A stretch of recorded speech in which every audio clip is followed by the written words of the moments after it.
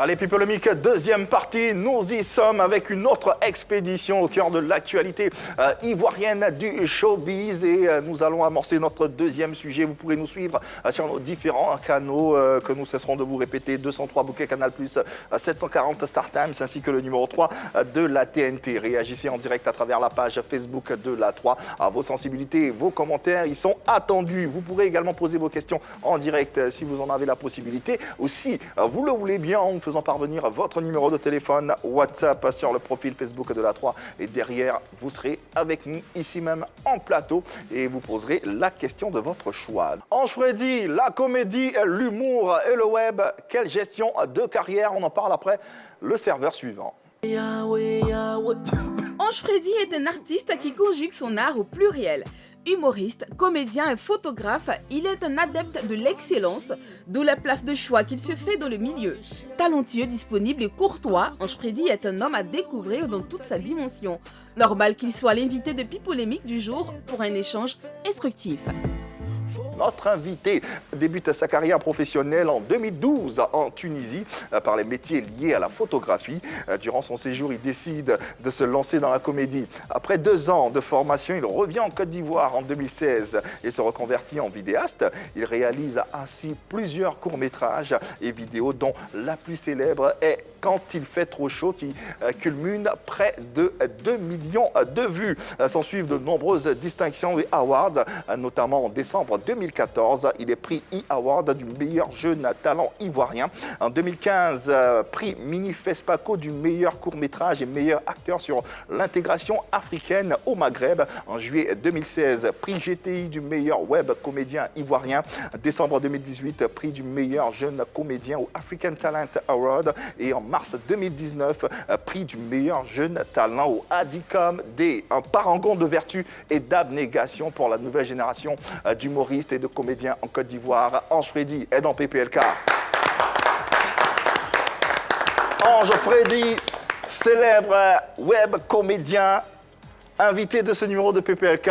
Bonsoir Ange, bonsoir Angelo, j'ai envie de dire. Bonsoir. Comment vas-tu? Ça va super. On est très heureux de te recevoir ici et déjà bravo pour tout le travail que tu abats sur les réseaux sociaux. C'est palpable, c'est flagrant, le succès est détonnant. Merci. Merci. Mais revenons à la base, on le sait, hein, et comme on l'a dit dans le descriptif, tu n'as pas toujours voulu être humoriste, mais avec aujourd'hui des milliers de followers que tu as, les prix que tu as glanés ici et là, est-ce que tu penses finalement avoir trouvé ta réelle voie? Oui, parce que même si ce n'était pas l'humour que je voulais faire depuis le début, je voulais être un artiste. Voilà. Donc, peu importe le domaine, je voulais être un artiste. Donc là maintenant, je suis en humour et puis par la grâce de Dieu, ça me réussit, je peux dire ça. Donc voilà, je suis content. Allez, un talent aujourd'hui qui s'exprime à travers des représentations qui font le tour du monde et le tour de la toile. Ange Freddy, niaiserie, humour et talent. Voilà des extraits remplis plein de talent hein, avec Ange Freddy qu'on a le bonheur d'avoir sur le plateau de PPLK. Déjà, quels sont les thèmes que tu abordes dans tes sketchs, là, pour la plupart? Là, on a vu un peu de tout. Hein. On a vu un plan, on a vu du chinois. J'essaie de toucher un peu tout hein, avec l'humour. J'essaie de toucher un peu tout. Je fais parfois passer des messages. Je fais des vidéos juste pour faire rire, pour se détendre. Et puis, je fais aussi des vidéos d'humour pour des publicités. Donc, ça dépend vraiment de ce que j'ai à faire. On comprend que l'univers est assez éclectique. Tout à fait. Alors, dans le descriptif qu'il va faire tout à l'heure, j'ai vu que tu avais fait des études en Tunisie, des études de photographie. Je suppose que tu t'es investi dans tout ça. Ça a dû coûter très cher. Tu as payé un billet d'avion, l'hébergement et tout et tout. Aujourd'hui, tu laisses tout ça et tu vas faire l'humour. J'ai eu mon BTS. C'est après le BTS que je suis revenu. C'est après, je devais normalement continuer voilà, au Canada. Et puis, c'est à ce moment-là que j'ai laissé, j'ai stoppé, j'ai dit non, moi je veux revenir au pays. Et puis, je veux faire des vidéos, je veux faire de l'humour, de la scène, tout ça. Parce que étant en Tunisie, là-bas, je m'ennuyais. Parce que ici, on fait des photos un peu partout, mais là-bas, il y a tellement de restrictions, on demande des autorisations, donc je me sentais seul. Je ne pouvais pas vraiment vivre de mon art. Et je vois qu'il y a des amis, eux, qui faisaient des vidéos drôles et tout ça. Donc je me suis dit, bon, pourquoi pas faire les vidéos avec eux. Donc j'étais leur cadreur et puis j'écrivais les textes. Mais en principe, l'école en Tunisie devait te donner une autorisation pour faire des photos, non? L'autorisation tardait parfois. Et puis il fallait surtout, les autorisations c'était surtout pour les exercices de l'école, mais pas toi-même en fait. Alors que voilà, en général les artistes ont besoin de liberté, d'être vraiment free et tout ça. Donc quand je veux faire un shooting, on me dit non, patiente d'abord, l'autorisation doit faire 2 semaines, 3 semaines, ça devenait lassant. Mais qu'est-ce qui t'a empêché de continuer au Canada, comme tu le dis? C'est quand j'ai fait mes 2 ans, même après ma première année, je me suis rendu compte qu'il y a certaines bases que je connaissais. Parce que je faisais la photographie, bien sûr, depuis 2012.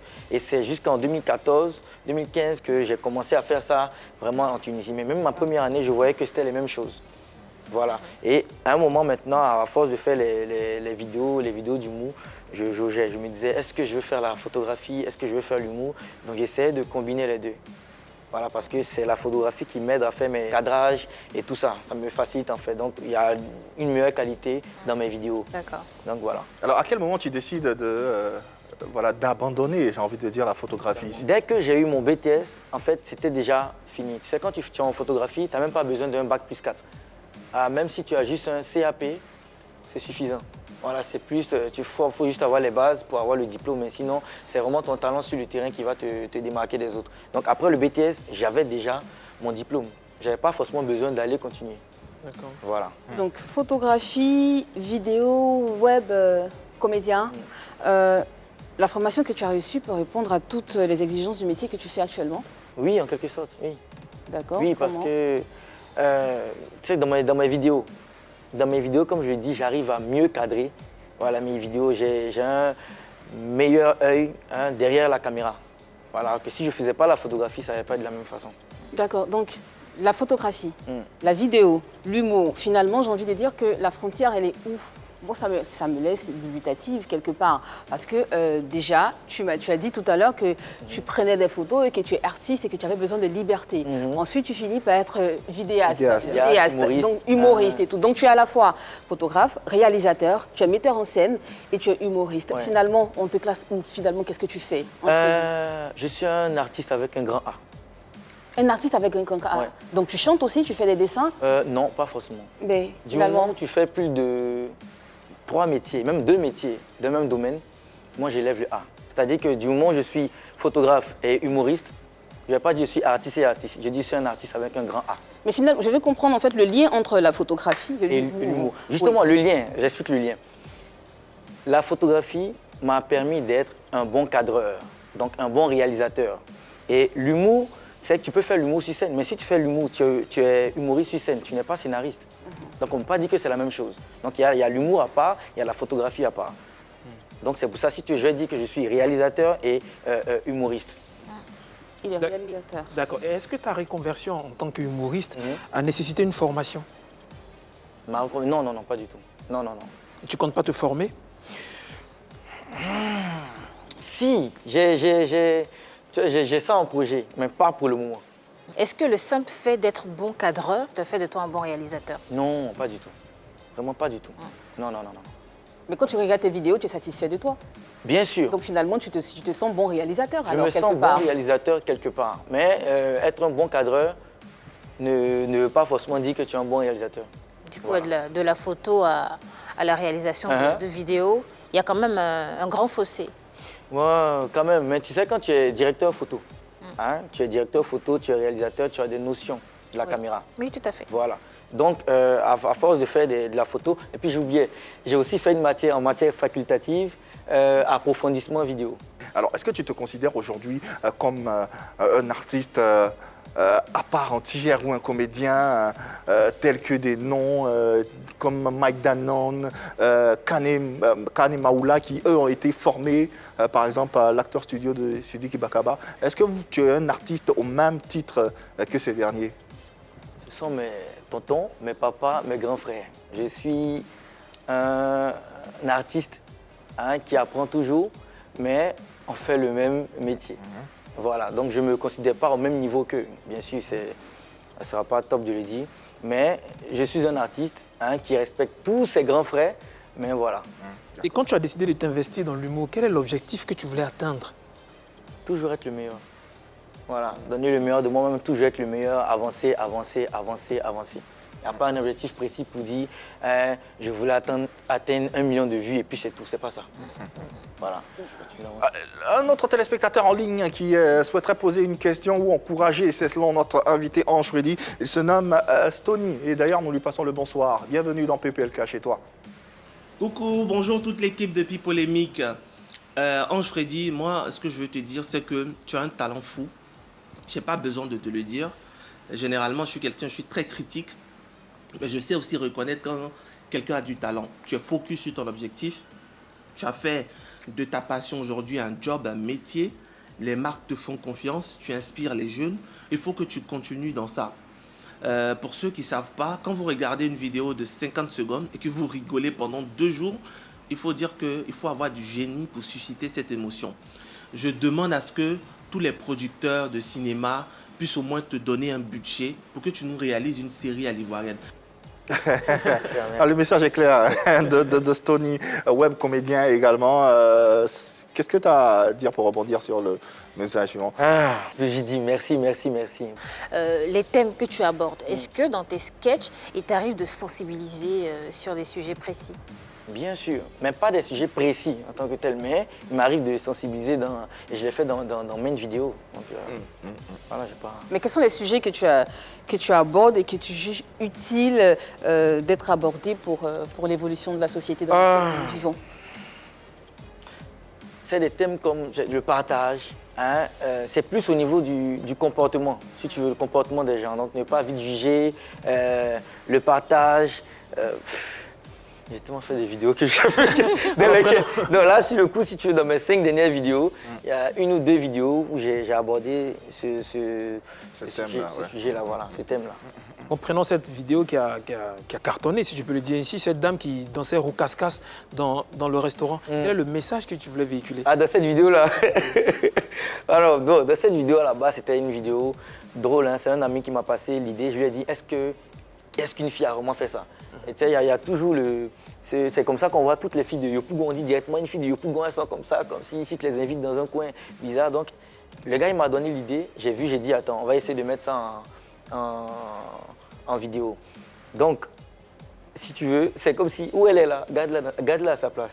C'est pas un conseil, je lui ai dit, c'est pas un conseil pour dire, ouais, ça va sensibiliser, ça. Non, non, non, c'était juste une vidéo drôle. Voilà, il n'y avait pas un message à derrière qui veut dire, non, il faut faire ça, non, non. Ça, ce qui m'emmène à poser la question suivante, est-ce qu'on peut rire de tout? Question qui va faire d'ailleurs l'objet d'un débat ici sur ce plateau et nous vous écoutons, chers polémistes. Alors, pour ce qui est des injures, j'en suis pas très sûre. Mais je pense qu'on peut rire de tout. On peut critiquer violemment, on peut dénoncer certains faits de la société grâce à l'humour.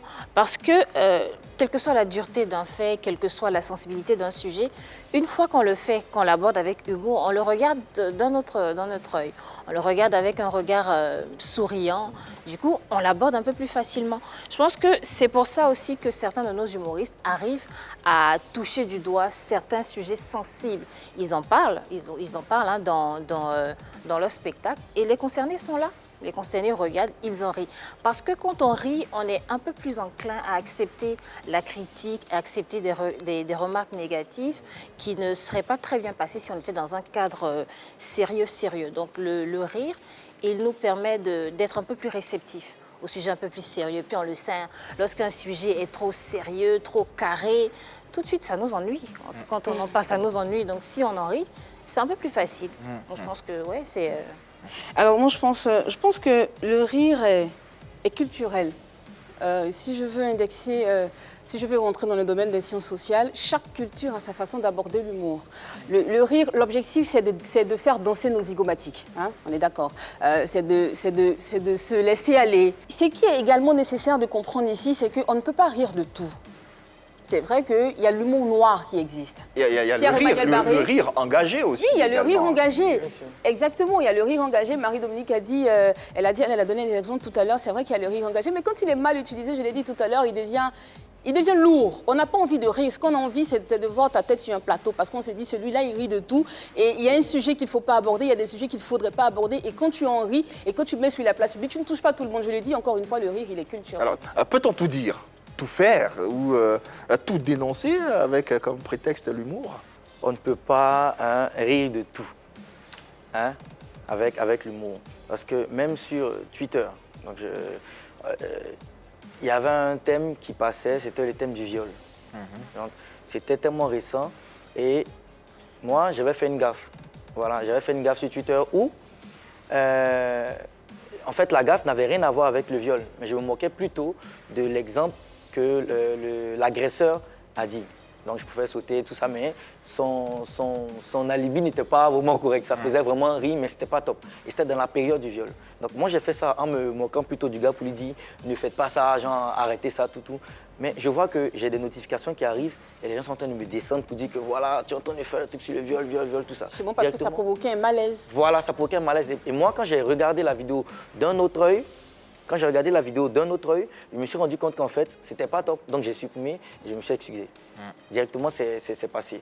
Donc, si j'avais abordé ça peut-être d'une autre façon, je pense que ça allait passer un peu crème.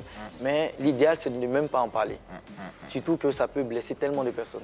Hervé, es-tu d'accord avec... Je suis d'accord avec lui, mais en même temps, j'ai envie de dire, si tu avais abordé ce sujet à une période où on ne parlait pas de viol, ça pouvait passer. Ça pouvait, je pense, ça pouvait passer. C'était peut-être pas le bon moment. Ce que j'ai envie de dire, vas-y, tu veux dire quelque chose? En fait, je veux dire que c'était dans la période du viol. Voilà. Mais, hormis cette période-là, il y a des filles qui se font violer tout le temps. Donc, même si je parle faussement, elles vont savoir ça. Mais faussement, ça peut agir sur elles. Donc, c'est mieux d'éviter ça même, en fait. Alors, moi, ce que je pense, on peut rire de tout, mais surtout, tout le monde ne peut pas faire rire de tout.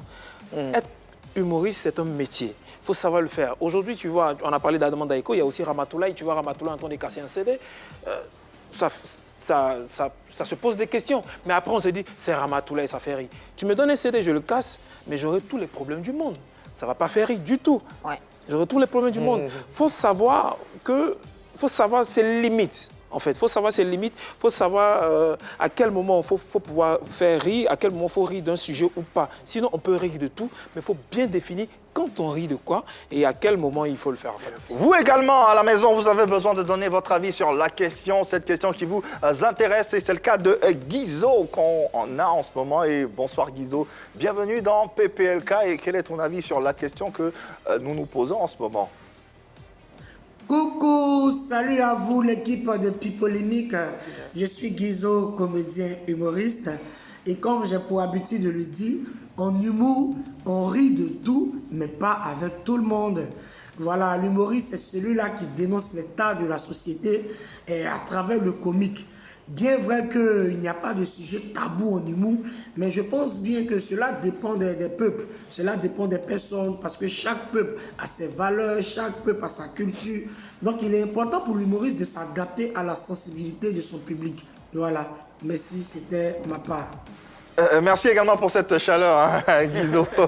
qui lui, quelque part, rejoint un peu Annie. Et il dit en substance, on peut rire de tout, mais pas avec tout. Effectivement, le rire est culturel. Si tu me racontes une histoire concernant le viol ou la polygamie qui a lieu dans, je sais pas, je vais dire au Kenya ou en Tanzanie, qui fera rire forcément tous les ressortissants de l'Afrique de l'Est et de la Corne de l'Afrique, moi, ça ne me ferait pas rire. Parce que chez moi, en Afrique de l'Ouest, évidemment, c'est un sujet qui peut être sensible. C'est un sujet limite tabou. Donc, je ne viendrai pas rire ou te montrer le fond de ma gorge. On se dit, ma gorge déployée. Quelle que soit la culture, le viol, ça reste le viol. Exactement. L'environnement. Oui, quel que soit l'environnement, mais tu sais, il y a des humoristes qui vont te tourner cela tellement en dérision que tu vas limite Alors quelquefois finalement, est-ce que c'est pas le talent de l'humoriste qui... Je me rappelle de la vidéo de Observateur Eben, il y avait eu l'attaque terroriste, mais il a fait la vidéo en même temps. Il se moquait des terroristes. C'est un peu dans le même sens. Lui, il se moquait du violeur. Observateur Eben, il se moquait des terroristes. Mais c'est passé.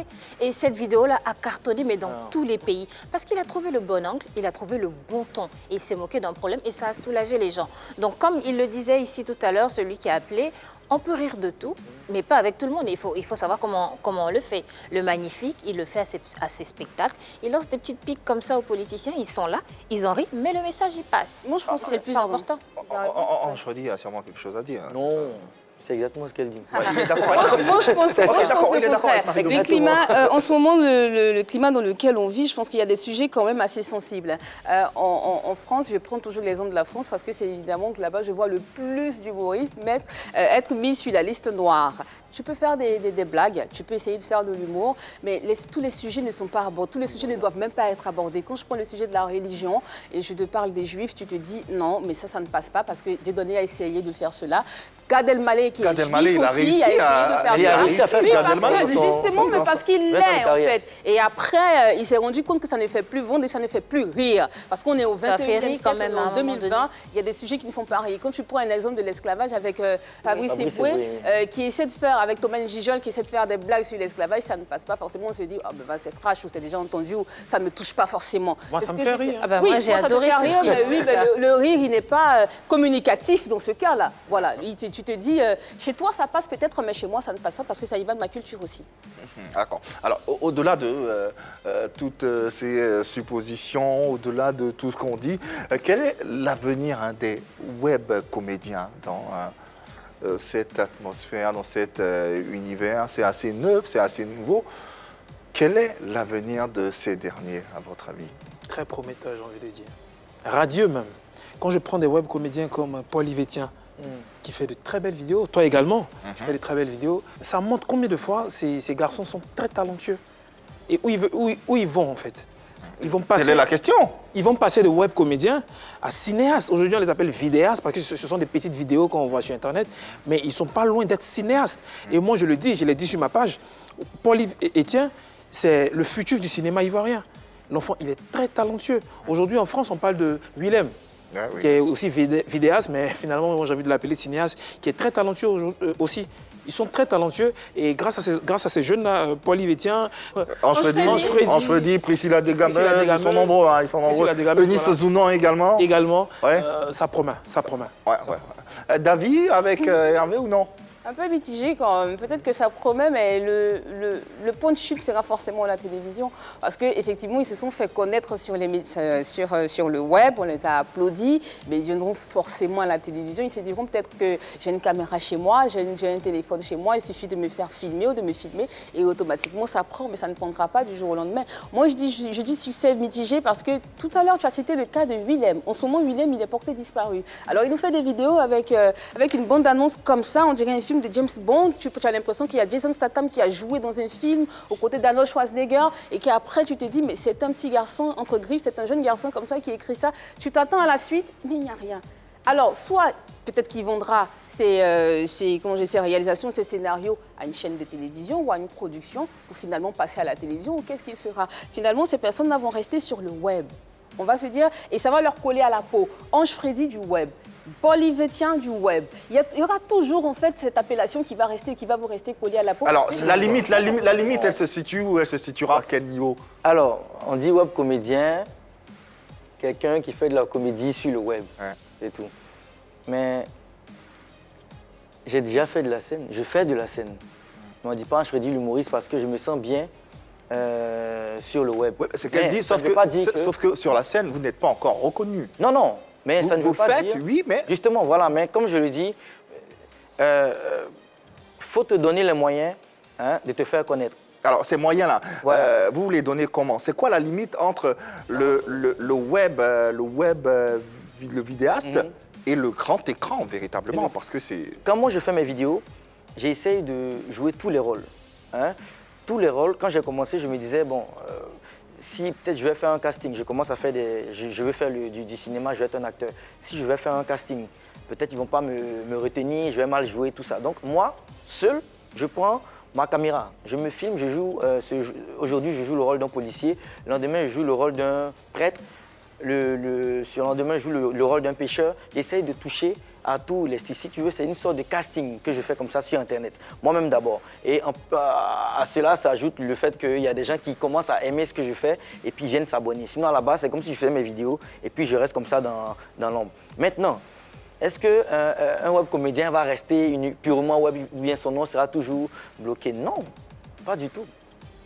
Voilà, moi j'ai signé avec une nouvelle agence de management, mais en actorat. Voilà, et ça sera sur le cinéma. Je n'ai même pas envie de parler, je dis qu'on verra. Voilà, si Ange Freddy va rester sur le web ou bien ça va faire ça. Et puis même si je fais des films, hein, parce que je sais que je vais faire ces films-là, même si je fais des films, que ce soit aux États-Unis, en France, parce que je les ferai, si je fais ça, je ferai quand même des vidéos sur Internet. Ça se voit avec King Bash, qui est l'icône de Divine. Il fait des films sur le grand écran, au cinéma, partout, mais il est aussi sur le web, parce que c'est le web qui l'a lancé. Donc moi, ça ne va pas me gêner de dire que ouais, le web, ça ne me gêne pas. Le web comédien, tout ça. Alors, donc, Et Yves, il y a des noms aujourd'hui qui portent malheureusement pas, comme elle a dit, le nom web sur eux. Yves Dero, par exemple, elle a commencé sur le web. Mais tu n'appelles pas Yves Dero la web comédienne. Aujourd'hui, Yves Dero est humoriste à part entière. Elle fait de grandes salles, elle est actrice, elle a joué dans des films. Donc ça ne va pas forcément coller sur leur peau, web. Et moi, je pense que c'est une stratégie aussi que de commencer sur le web. Parce que comme il l'a dit, on interprète tous les rôles. Il ne va pas aller faire la queue à un casting. Il s'est déjà imposé, on a déjà vu tout ce qu'il sait faire. Et c'est lui qu'on appelle. Aujourd'hui, c'est vrai qu'ils se retrouvent à la télé, les web humoristes, mais ils ne vont pas chercher les télévisions. Ce sont les télévisions qui viennent les chercher. On voit ce que vous faites sur la toile, on aime, vous avez des followers et tout. Vous avez du talent. On a envie que vous soyez à notre chaîne de télévision. C'est un peu aussi la chaîne de télé qui profite aussi de l'image de ce web comédien parce qu'il a tout un monde derrière, il a une fanbase assez fournie. Et c'est justement parce qu'ils ont du talent. Et c'est ce talent-là qu'ils essaient de vendre sur les chaînes de télé. Donc, ils s'imposent, que ce soit en télé ou sur le web, ils s'imposeront toujours parce qu'ils ont du talent. Alors, ce qui m'emmène à poser la question suivante, est-ce que finalement le web ne constitue pas la meilleure école du moment? pas forcément. Pas forcément. Parce que je donne un exemple. Enfin, pas que ça représente la meilleure école, hein, mais je dis pas une école. C'est-à-dire une école. Une école, ok. Parce que quand par exemple tu fais un film, vous faites un film, ça passe au cinéma. Les personnes qui vont donner les critiques là, ce sont ces personnes-là qui seront venues au cinéma ou bien qui auront vu, mais vous n'allez pas forcément voir ces commentaires-là sur le coup. Mais moi, quand je mets une vidéo, ou bien peu importe le web comédien ou le vidéaste qui poste une vidéo, il voit les commentaires là sur place. Moi je m'améliore en fonction des commentaires, positifs comme négatifs. Donc ça me permet d'aller plus rapidement.